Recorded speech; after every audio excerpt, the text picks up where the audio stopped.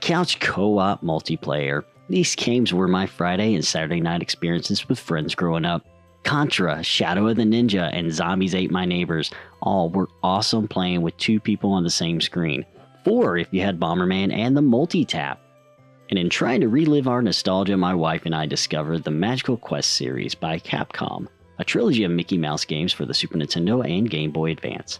And while the first game featured just Mickey and the SNES's multiplayer was underwhelming, the second game, The Great Circus Mystery on paper, fixes all of its problems. I'm Craig with Out of Control Games, and let's find out if the House of Mouse has its nostalgia blind, or if this review of the second game in the Magical Quest trilogy, The Great Circus Mystery, starring Mickey and Minnie Mouse for the Super Nintendo and Sega Genesis, still hold up today. Much like the Magical Quest, The Great Circus Mystery, aka Magical Quest 2, keeps the same gameplay. However, now you have simultaneous multiplayer. Player 1 is Mickey and Player 2 is Minnie, and the co-op for this game is the definitive way to play.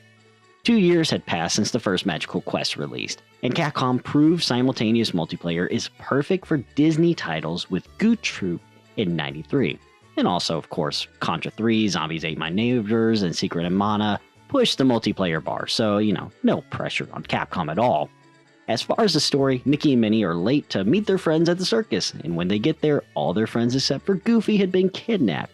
And now they must work together to rescue their friends from the evil Pete wizard from the first one. I'm not sure, but who cares about the story in a Mickey Mouse game? Really, it's all about the gameplay. And so much like the start of the first game, you can only grab enemies, and then you're given the power to clean up the bad guys.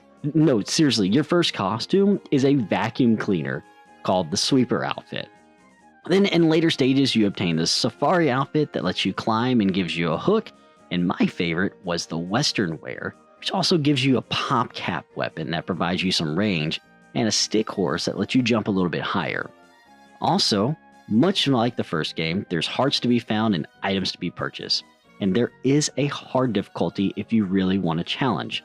But you can't complain about how hard the game is because we finished this game on normal difficulty in about an hour or so with just one playthrough, no save states. Now, if you really want a challenge, there's retro achievements here. 53 in fact, and to 100% the challenges, you're going to want to start on hard mode and play through at least 2 playthroughs. One just on hard using your powers, and a second no death, no damage, no abilities for bosses run. Yeah, I'm good. The game does keep the difficulty from the first game, but with the second player, we didn't feel the grind as bad this time around. Plus, we didn't have a need for save states or cheats either. And yes, there were moments we felt stuck or that the game felt a little punishing, but honestly, there wasn't anything we needed to bust out a guide for. And we do know the question you really want an answer to. Which version's best? Super Nintendo, Genesis, or the Game Boy Advance? We're going to be totally honest here. Between the Super Nintendo and Sega Genesis version, these are almost identical in every way with some minor differences. The Super Nintendo version does have some more saturation, while the Genesis might have a better music track. I know, odd for a Genesis game to have better music than the Super Nintendo. But largely, both of these games are identical in every way except for level 3. The Super Nintendo uses Mode 7 to rotate the level, but this was cut in the Sega Genesis version and replaced. Outside of this and the HUD placement, you might not find any differences here unless you look. And I mean really look. You might see some small lighting differences and pixelization in a few areas. But we chose the Super Nintendo version simply because of the controls. L and R on the Super Nintendo controller can let you swap your costumes on the fly, while if you're using a 3-button Genesis controller, you have to hit C, then press left or right, followed by start to select your costume. And as far as the Game Boy Advance version, it's single player, and you need either 2 copies of the game, 2 Game Boy Advances, and a link cable, or you can play on 2 simultaneous handhelds like a Wii U Mini and RG35X with Wi-Fi. But honestly, the Super Nintendo version is the one to play if you're looking to play this game. So what do we like and dislike about this game?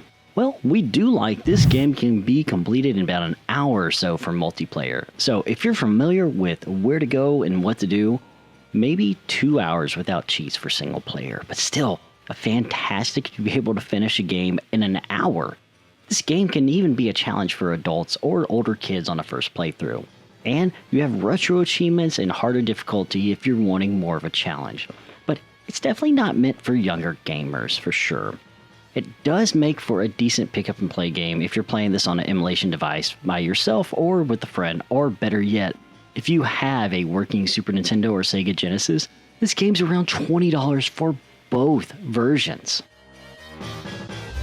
This is a better experience than Magical Quest in every single way just by adding simultaneous co-op. And you can catch our live stream and full playthrough of the game here up in the corner, you know where to point. And would we recommend this game for young gamers? No, not by themselves, unless they're maybe like 10 or older. Our 7-year-old would not want to play this game for more than a few minutes, but older kids and adults will enjoy this one. If you're looking for a great multiplayer game to hop in and out, and it's not going to take several weekends to finish, this game is perfect. So perfect, I'd say it's a double stuffed Oreo dunked in milk. It's so good. And we hope that you enjoyed our review of the Great Circus Mystery. What do you think of this game if you've played it before? Let us know in the comments, like all the YouTube stuff, subscribe.